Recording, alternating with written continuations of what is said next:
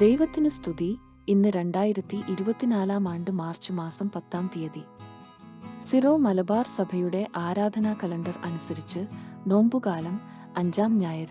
ഇന്നത്തെ വചനഭാഗം 1-ാം വായന ഉൽപ്പത്തി പുസ്തകം അധ്യായം 4 വാക്യങ്ങൾ 8 മുതൽ 16 വരെ. കായന്റെ അനുതാപം.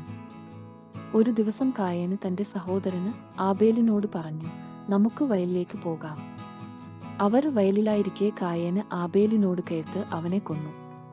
കർത്താവ് കായനോട് ചോദിച്ചു, നിന്റെ സഹോദരന് ആബേൽ എവിടെ?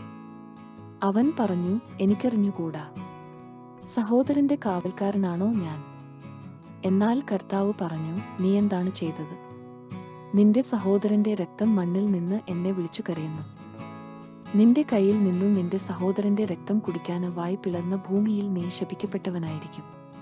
കൃഷി ചെയ്യുമ്പോൾ മണ്ണ് നിനക്ക് ഫലം തരുകയില്ല, നീ ഭൂമിയിൽ അലഞ്ഞു പിരിയുന്നവനായിരിക്കും.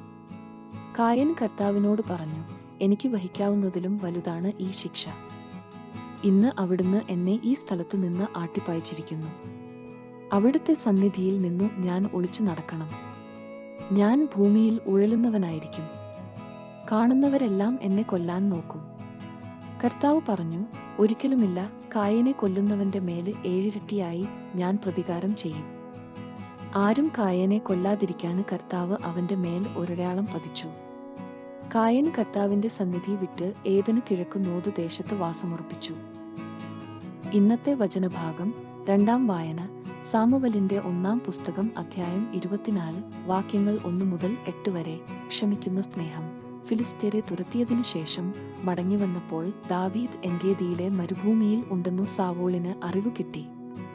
ഉടനെ അവന് ഇസ്രായേല്യരിൽ നിന്ന് തിരഞ്ഞെടുത്ത 3000 പേരെ കൂട്ടിക്കൊണ്ട് ദാവീദിനെയും അനുചരന്മാരെയും അന്വേഷിച്ചു കാട്ടാടിന് പാറകളിലേക്ക് പോയി.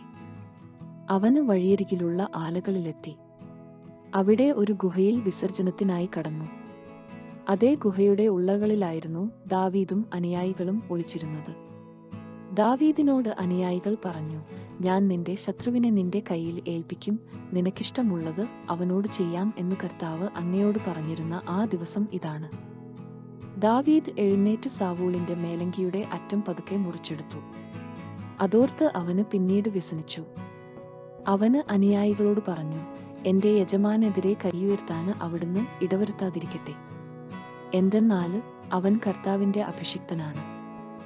ഇങ്ങനെ പറഞ്ഞു ദാവീദ് തന്റെ അനുയായികളുടെ മേൽ നിയന്ത്രണം ചെലുത്തി സാവൂളിനെ ആക്രമിക്കാന് അനുവദിച്ചില്ല. സാവൂൾ ഗുഹയിൽ നിന്നിറങ്ങി തന്റെ വഴിക്ക് പോയി.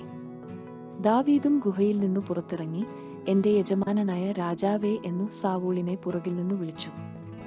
സാവൂൾ തിരിഞ്ഞു നോക്കിയപ്പോൾ ദാവീദ് സാഷ്ടാംഗം വീണു വിധേയത്വം കാണിച്ചു.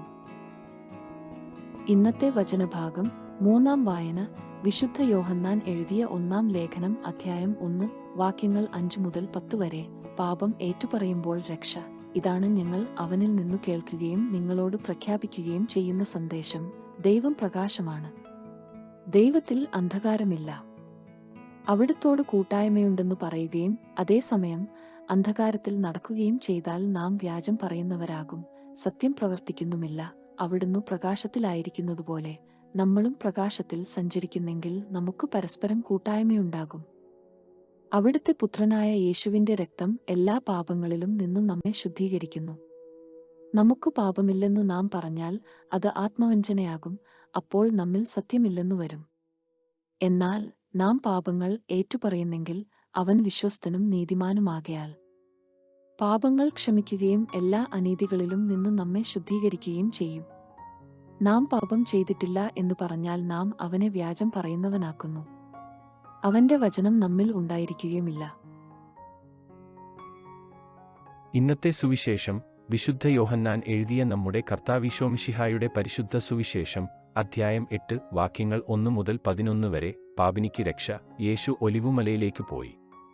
അതിരാവിലെ അവന് വീണ്ടും ദേവാലയത്തിലേക്ക് വന്നു. ജനങ്ങളെല്ലാം അവന്റെ അടുക്കലെത്തി. അവൻ ഇരുന്ന് അവരെ പഠിപ്പിച്ചു. വ്യഭിചാരത്തിൽ പിടിക്കപ്പെട്ട ഒരു സ്ത്രീയെ നിയമജ്ഞരും ഫരിസേയരും കൂടെ അവന്റെ അടുക്കൽ കൊണ്ടുവന്ന് നടുവിൽ നിർത്തി. അവർ അവനോട് പറഞ്ഞു, ഗുരോ, ഈ സ്ത്രീ വ്യഭിചാരത്തിൽ പിടിക്കപ്പെട്ടവളാണ്. ഇങ്ങനെയുള്ളവരെ കല്ലെറിയണമെന്നാണ് മോശ നിയമത്തിൽ കൽപ്പിച്ചിരിക്കുന്നത്. നീ എന്തു പറയുന്നു? ഇത് അവനിൽ കുറ്റമാരോപിക്കാൻ വേണ്ടി അവനെ പരീക്ഷിച്ചുകൊണ്ട് ചോദിച്ചതാണ്. യേശുവാകട്ടെ കുനിഞ്ഞ് വിരൽ കൊണ്ട് നിലത്ത് എഴുതിക്കൊണ്ടിരുന്നു. അവർ ആവർത്തിച്ചു ചോദിച്ചുകൊണ്ടിരുന്നതിനാൽ അവൻ നിവർന്ന് അവരോട് പറഞ്ഞു, നിങ്ങളിൽ പാപം ഇല്ലാത്തവന് ആദ്യം അവളെ കല്ലെറിയട്ടെ.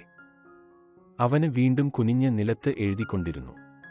എന്നാൽ ഇത് കേട്ടപ്പോൾ മുതിർന്നവർ തുടങ്ങി ഓരോരുത്തരായി സ്ഥലം വിട്ടു. ഒടുവിൽ യേശുവും നടുവിൽ നിന്നിരുന്ന ആ സ്ത്രീയും മാത്രം ശേഷിച്ചു. യേശു നിവർന്ന് അവളോട് ചോദിച്ചു, സ്ത്രീയെ, അവർ എവിടെ?